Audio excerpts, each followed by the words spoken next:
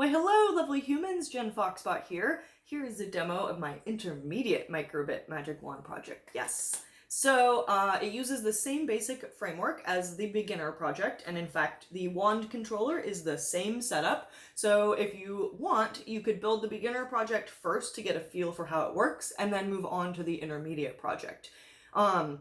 I wasn't 100% satisfied with the outcome of the beginner project. While it moved the feather a little bit, I wanted to achieve Hermione Granger wizard status, so I decided to build this one with a household cooling fan. So when I trigger with the wand controller, it turns the cooling fan on, which is supposed to lift the feather.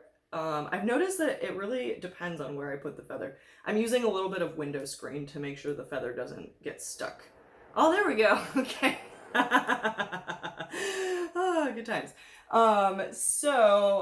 Yeah. So basically what is happening is this is sending a radio signal to the second microbit, and then this microbit is triggering a solid state relay, and the relay acts as a switch for this cooling fan. So I took a extension cord and I cut one side of it, and that side goes to the AC relay side. And then I am using the Microbit 3.3 output to trigger the DC side of the relay. And a transistor to switch it to ground. Since the 3.3 volt output on here is always on, I can't use that as a switch.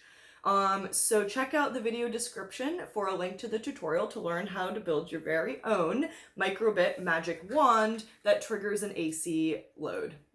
You can use all different types of things to cast lots of different types of spells, so use this idea as a framework to bring your own magical ideas to life.